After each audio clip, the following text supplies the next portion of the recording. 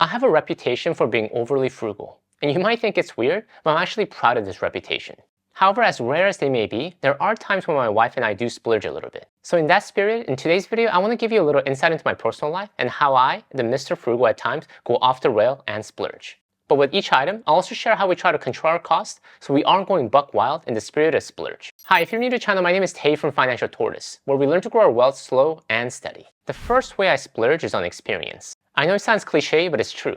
And for us, the best reflection of that comes with travel. Both my wife and I have lived in different parts of the world throughout our lives. My wife especially had a very unique experience growing up. As an ethnic Korean, born and raised in America, she spent a good chunk of her youth in Rio de Janeiro, Brazil. Talk about a confused identity crisis. She jokes often about how she can speak 4 languages, but not any of them well. And we know from these personal experiences that exposure to different cultures and places has a way of really stretching our perspectives and views in positive ways. This is a really cheesy quote about traveling, but one of my favorites. The world is a book, and those who do not travel read only one page. Therefore, we make it a priority to visit new places every year so we can expand our horizons. A new city, a new country, a new neighborhood park, it doesn't matter. I believe every new exposure grows us as individuals. As regards to cost, what has really helped with controlling the cost of traveling has been learning travel hacking. Now, I am nowhere near some advanced travel hackers that I know, opening up new cards every other month, manufacturing spending, and negotiating sign-up bonuses with banks every renewal period. But I do the basics. Transfer points to partners to maximize points conversion, get access to lounges for free food, and use other card perks like free baggage or early boarding.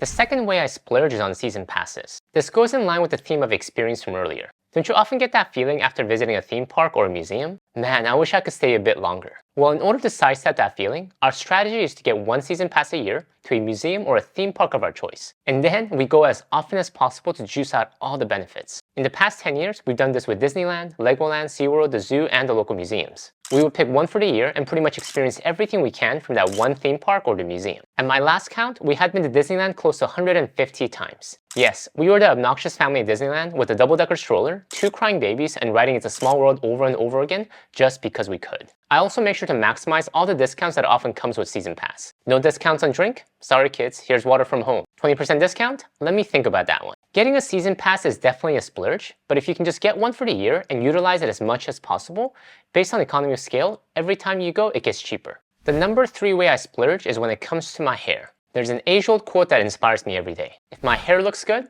I can deal with anything. I actually made that one up, but I do splurge quite a bit when it comes to my hair maintenance. You might not believe me, but my annual hair maintenance spending comes close to $1,000. I'm not even including shampoo or hair gel. These are mostly haircuts and hair perms. During the height of COVID, I didn't dare go to the grocery store or even to my downtown office, but the one place I was willing to risk my life for was to get a good haircut with my hairstylist. Most people would even notice my haircut, and my wife barely noticed it herself. But it brings me joy, so I splurge. And how do I control my hair maintenance cost? I actually don't. This is one category where I'm a bit embarrassed to say, but I'm completely price insensitive. Thankfully, it's not an expensive addiction, so it doesn't break the bank. The 4th way we splurge as a family is on clothes. And it's not what you think. We don't wear Armani suits, Jimmy Choo heels, or Rolex watches. But we also don't wear cheap clothes you find at discount stores. I splurge in quality. The priority is the durability and the longevity of each piece of clothing I buy. Maybe a little bit of fashion if I can fit it in. I mentioned in my other videos before, but one of my favorite clothing brands is North Face because of this trait. FYI, they aren't endorsing me to say this at all. This is just a personal opinion based on my experience with the clothing brand. They're definitely more expensive than other similar looking clothes I can find at Target or Amazon, but they last longer than anything else I've owned, and despite a lot of wear and tear, they keep their form quite a bit. I still have North Face jackets that I bought 5 years ago that still look like I bought it this year. And when they last longer, not only does it cut down our shopping time, it also reduces decision fatigue because I spend less time deciding what to wear every day. The 5th way I splurge is on education. I'm pretty sure this is a legacy of having been raised in a strict Asian family, but I can't help myself but carry on this tradition. I know many of you guys might have heard of a tiger mom, but have you heard of a tiger dad? Because at times, I feel like I am one. Education has always been very important to me, and I feel it will become more important in the future. According to McKinsey, a global management consulting firm, job growth in the future will be more concentrated in high-skill jobs. For example, in healthcare or science, technology, engineering, and math, aka STEM fields. And even if my kids do not enter one of these specific fields, the truth is that in order to succeed in the knowledge work world, we all need the ability to think critically, process tons of information, and focus on hard materials. All skills that start with a strong education. As a kid who didn't even know the English alphabet at the age of 9, I believe the only reason I was able to find some level of success was because of strong education. And I want to pass it on to my kids. So I'm always on the lookout for a good book, educational materials, or mind-stimulating museums to visit. Of course, because I'm cost conscious, I try not to blindly just buy things in the spirit of education. The number 6 category I splurge on is physical fitness. Lewis Howes, the author of The School of Greatness, talks about in his book how one of the common traits of individuals who strive for greatness is their willingness to master their body. The famous English billionaire businessman and adventurer Richard Branson, when asked for his best piece of advice in business, said this: exercise. Why? Because if you can't take care of yourself, you can't take care of your business. We all have one body, and our body is what enables us to live healthy, fulfilling lives. If our health fails because we didn't take care of it,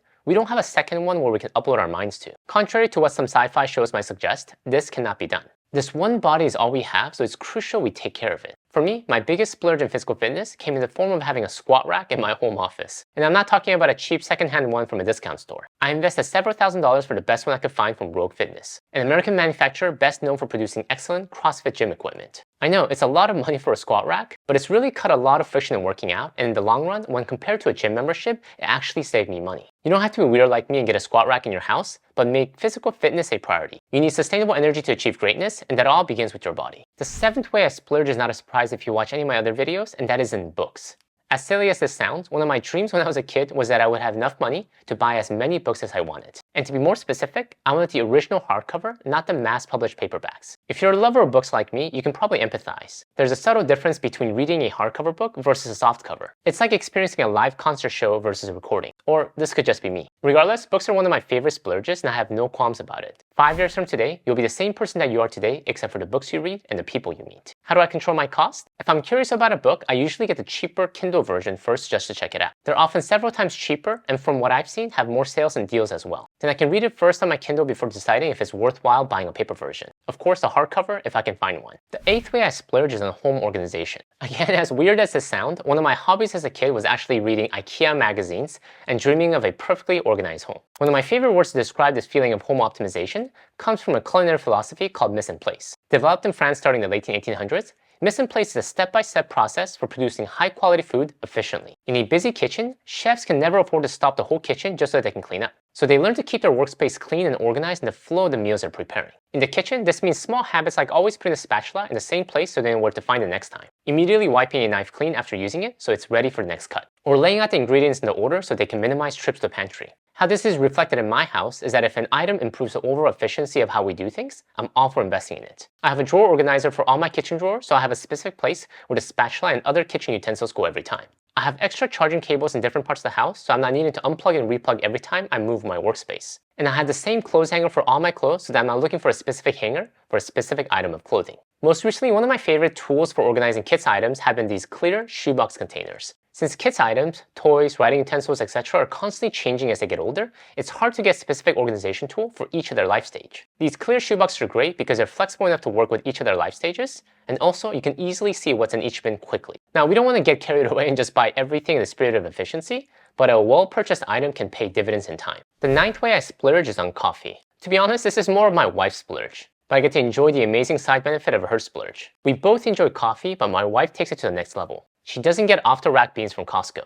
No, she gets the freshly roasted beans from a local coffee shop. She doesn't use an automated espresso machine. She uses a fancy one where you're doing all the work yourself, grinding, extracting, and tamping. I'm probably butchering the process here, so I apologize to all the other coffee connoisseurs out there. How do we try to cut cost? To be honest, not really. I mean, you can only really consume so much coffee per day. And when I run the numbers, because we're brewing our own coffee at home, it's actually cheaper than buying them from a coffee shop. And similar to my hair splurge, this brings her joy, so that is fine with me. The 10th way I splurge is on giving. As an immigrant who's been able to forge his own pathway in life, I feel blessed for all the opportunities that I've been given. So I can't help myself but feel it's part of my duty to share that blessing and give back. Also, behavioral science has found that we're happier when we spend money on others versus when we spend it on ourselves. It doesn't hurt that our tax code also incentivizes giving. In the past decade, charitable giving has been one of our core splurges. We even started a donor advice fund, think of it like a mini foundation, in order to continually give in the future. Our hope is that we can continue to grow this fund and give more from it in the coming years. Thank you guys for watching. In the spirit of giving, if you'd like to learn more about Donor Advice Fund and how it could be a great tax-efficient way to fund your favorite charities, please check out my video here. Until next time, all the best.